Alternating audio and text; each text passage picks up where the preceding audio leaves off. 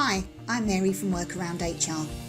With another lockdown underway, we've created a video that tells the story of how easy it is for communication to break down and how an understanding of transactional analysis can help you get back on track. It's commonly used by HR in leadership development programs to help individuals and teams interact more positively and work constructively with others. So let's introduce you to Barry and Bev. They're in lockdown with their two young boys.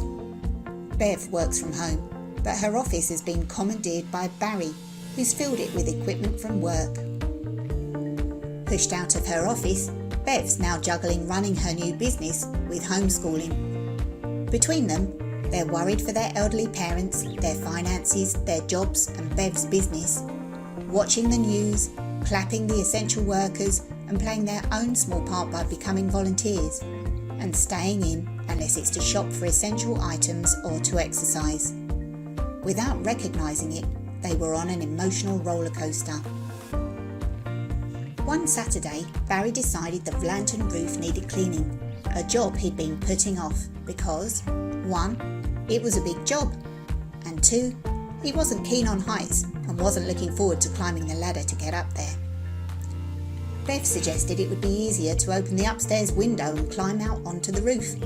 She said she didn't mind giving it a go, and that's where it all went wrong. Delighted, Barry was happy to let Bev get on with it and proceeded to tell her how she should do it. He also suggested that whilst up there, Bev might as well do all the back windows too. What? Bev wasn't having that. She'd just spent all morning queuing at the shops. What she needed was a sit down and a cup of tea, not a lecture on how to clean the windows the Barry way. She was fuming. God knows what he'd been up to while she'd been out, but she guessed it involved playing one of his many guitars. She'd volunteered to clean the lantern, but that was her limit. Her logic said, we're in lockdown for a while, we can tackle the windows another day. But that didn't make any sense to Barry. If Bev's going to clean the lantern, she might as well do all the windows. Bev's thoughts are racing. It's easy for him to say, if that's what he wants to do, then he can jolly well get on with it. At that point, all of Bev's goodwill was gone, and she went for a run instead. Whilst out, she reflected on what had happened. Was she wrong? No. Was Barry wrong? No. So what had happened? Barry had pushed Bev's buttons. And this is where an understanding of transactional analysis can be helpful in improving communication. The row might seem ridiculous now, but it was intense at the time. So let's look at what happened. First of all, without consciously recognising it, Barry had pushed Bev's buttons. Let me explain. Dr. Eric Byrne identified 3 psychological ego states that we use to characterise how we think, feel and behave. Which one we use depends on the people we're interacting with and how these people communicate or transact with us. They are parent, characterised as nurturing or critical and controlling, adult, rational, and child, free or adapted. Byrne suggested we develop a life script as children, and the decisions we make about life and people as children determine how we unconsciously lead our lives after that.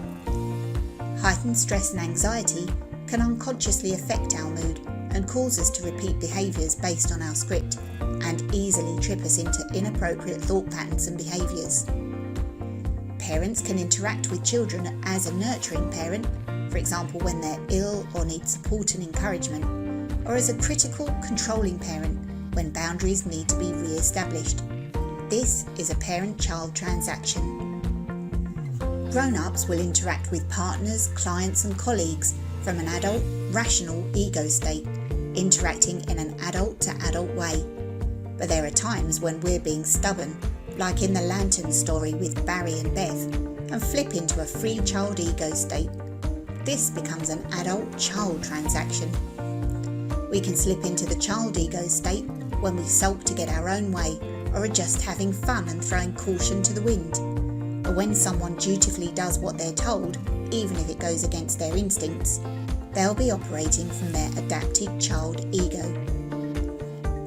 So in the Barry and Bev story, they started out by having an adult conversation about the lantern roof that needed cleaning. So far so good.